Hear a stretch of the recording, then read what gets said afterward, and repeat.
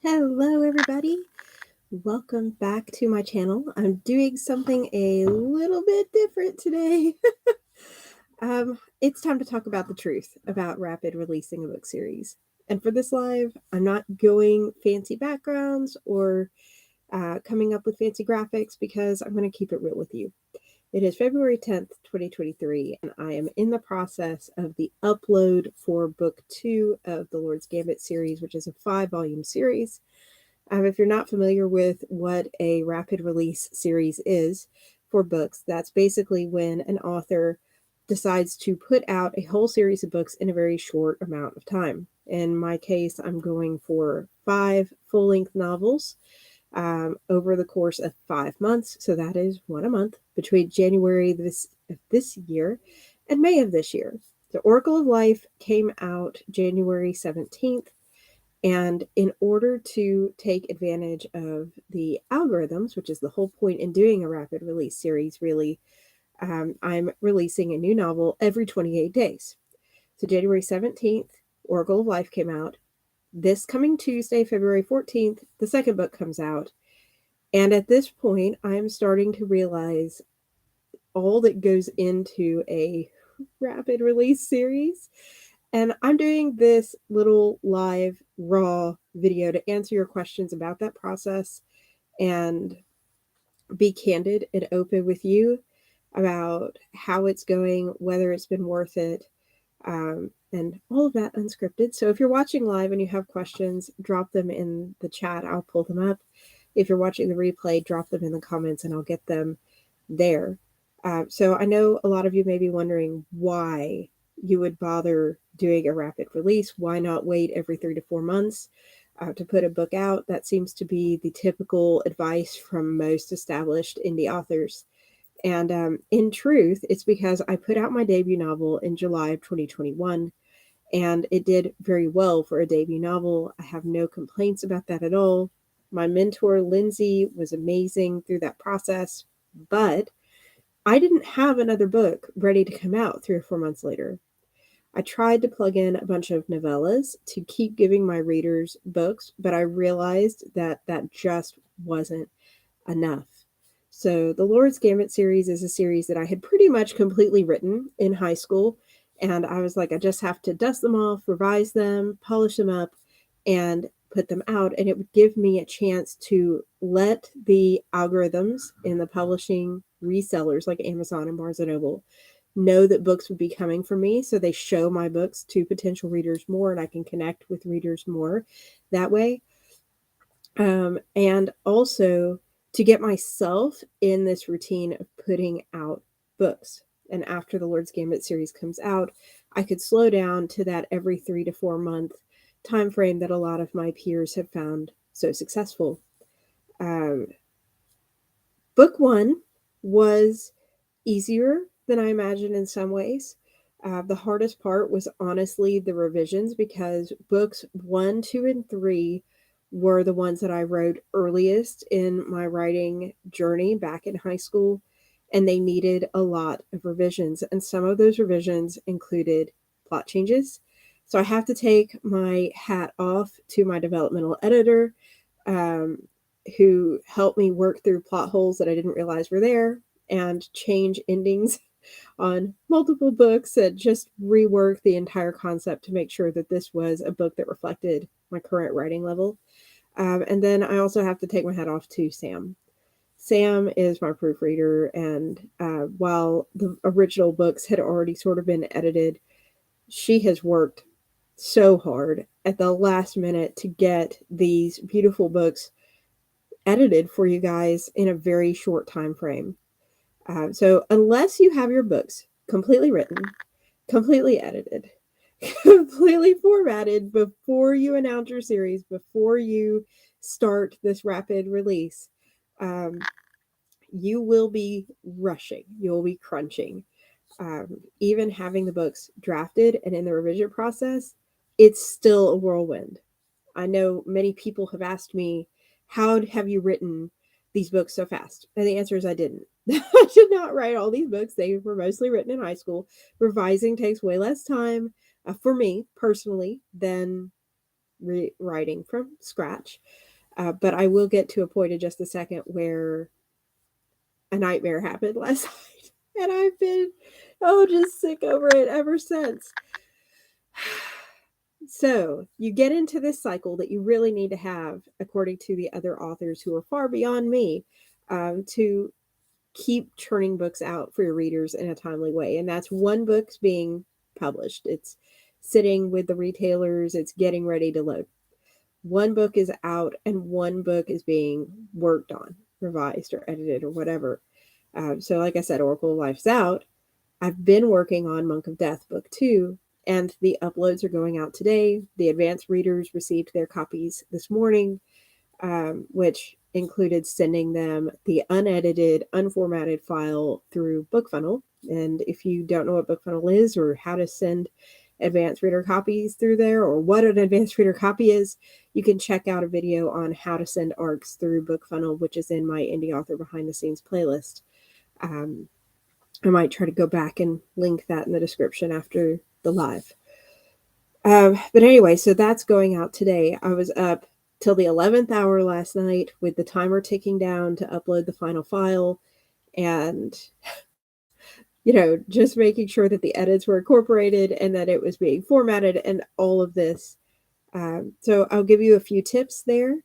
One, getting a professional formatter will save you so much time. I use Michael Davey from Fiverr. I'll drop his link in the description when I come back too.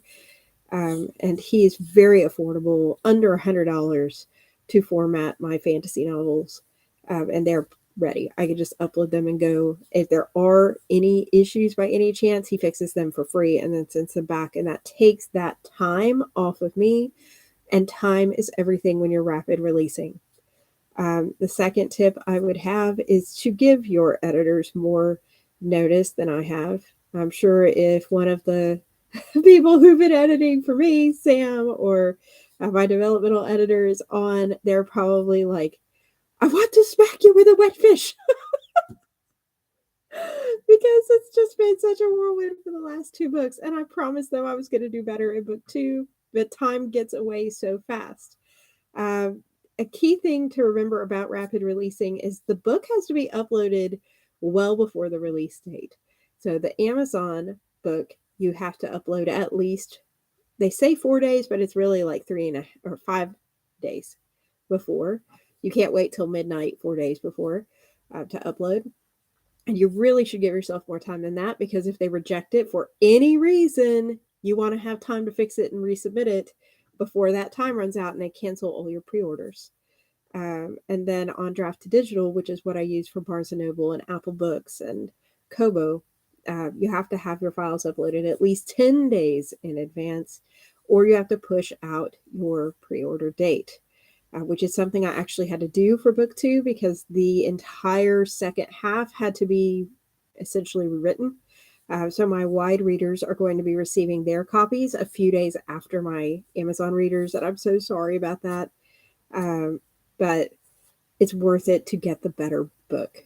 And I did not have to cancel them, so I was very thankful for that.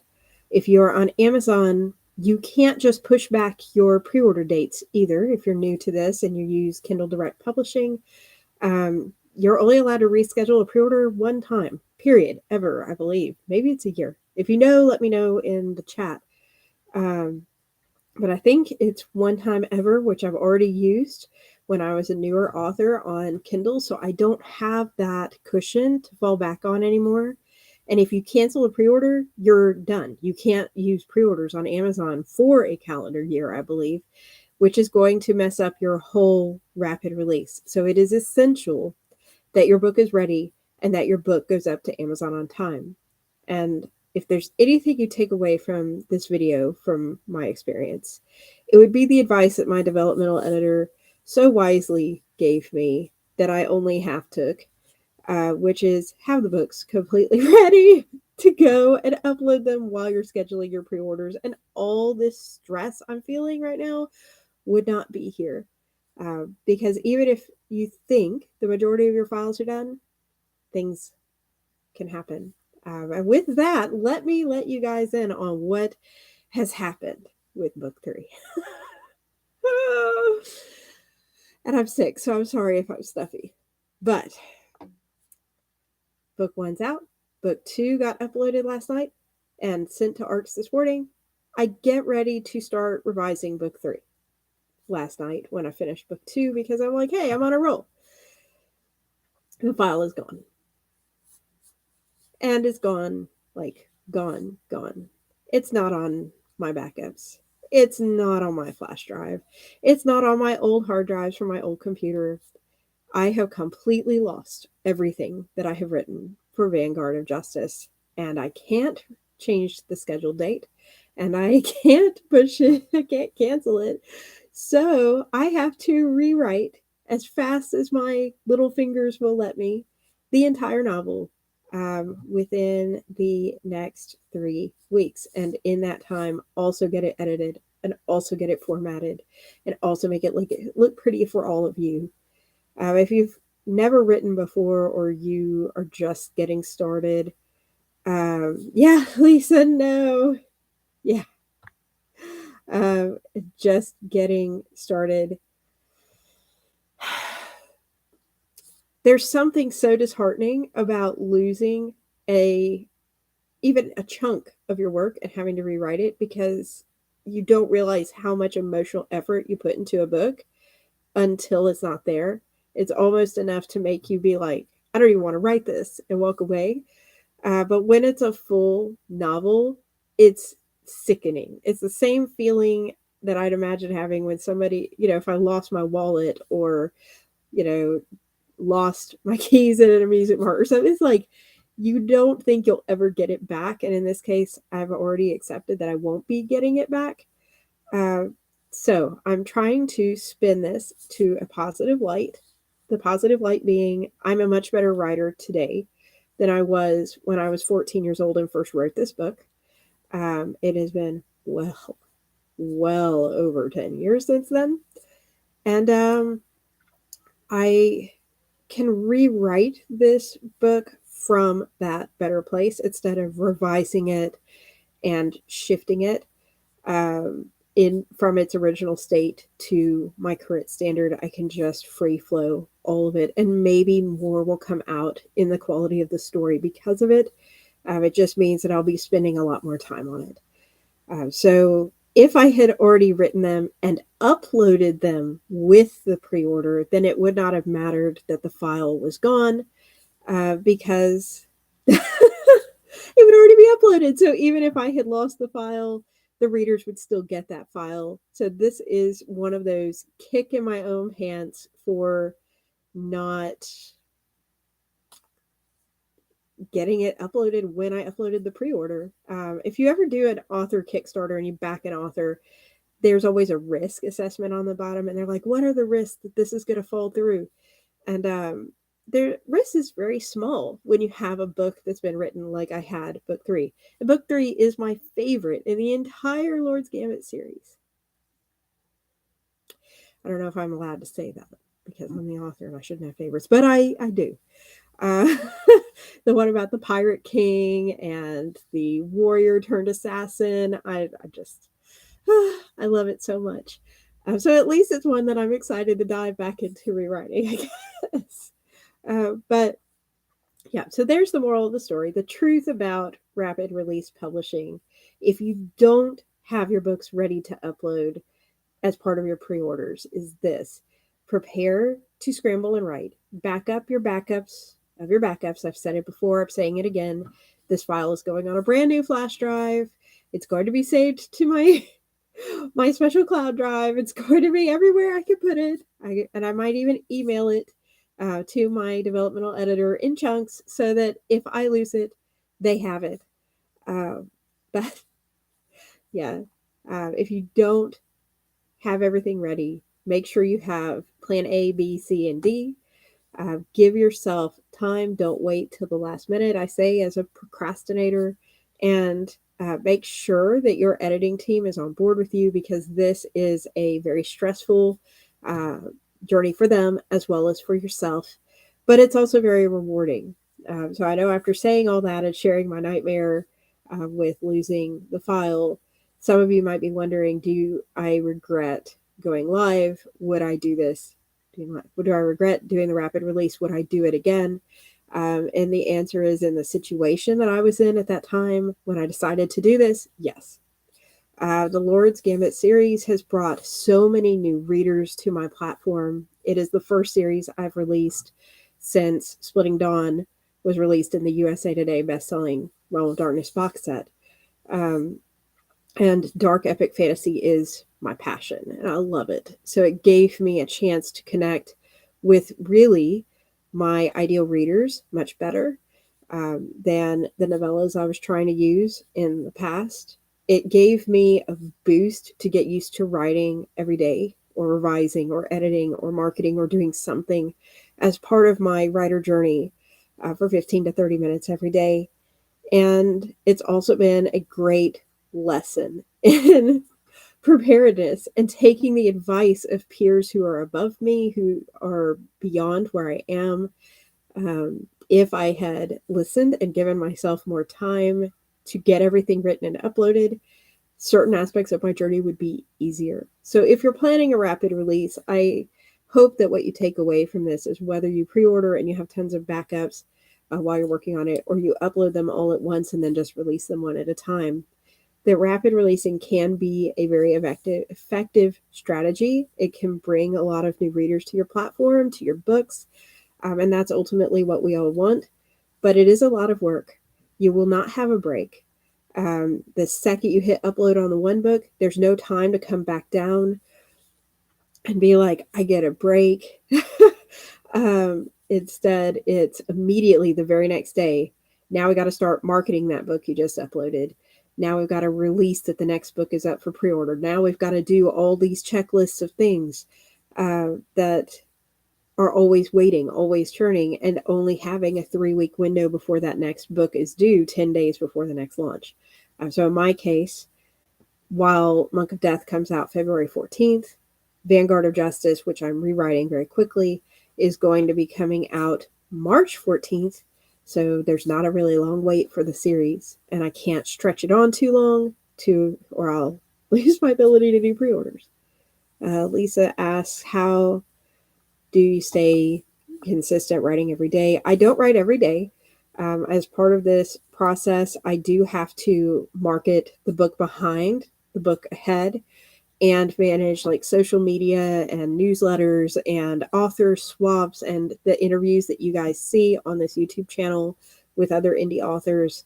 And I work a day job as an editor, and I read and review books for fun, and I'm a mom of 2. So I don't write every day.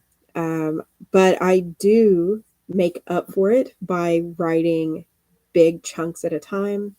I try to write 10 to 15,000 words at a time. I'll put my sons to bed, and then I just write until I almost fall asleep on my keyboard, which is usually like 2:30, 3 in the morning. And then I go a few days without writing, and then I do it again. I don't really recommend that method. It's exhausting. But my sons are so little that I don't really get a full night's sleep right now anyway. If they were older, or if I didn't have them and it was just me and the cats, um, I would probably recommend starting with 15 to 30 minutes a day, just on a break. And it's okay if you only get a couple hundred words. If you take it at your own pace, that couple hundred words a day at the end of 30 days, is a lot of words. You're up in just a couple hundred words in 10 days. You're at 2,000 words.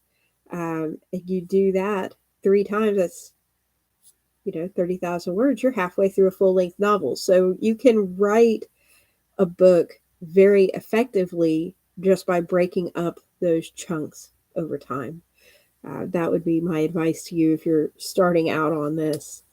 And then if, say I'm going to give myself 15 or 30 minutes or even an hour to write, when you're done, make a different time to check your social media, make a different time to check your editing, because editing and revising can take just as long as the writing, and it's not as much fun as the writing because you're just making changes and killing off darlings. Yeah, my pleasure, Lisa. So glad to have you on. And Luna, hey. Yes, it was a nightmare. But yeah, so everybody who knows me knows that I feel like this author community, the indie author community, is special. You know, we are working together. We're a team. You are not my competitors. If you're a fellow fantasy writer, you're my found family. And I share my experiences so that you can look at what I'm doing and be like, oh, I could do that better. And if that's great, yay, you did it better. If you've done a rapid release and you have advice for me or the other authors watching, please feel free to leave it in the comments, even if it's just on the replay, because really we grow best by sharing experiences. And I hope that by sharing the loss of my third book, the struggle of churning out a new book and revising and marketing so quickly will help other people decide what their timeline is going to be for their rapid release. You know, oh, thank you. I'm sorry about it too, but I really do think it'll be better in the long run.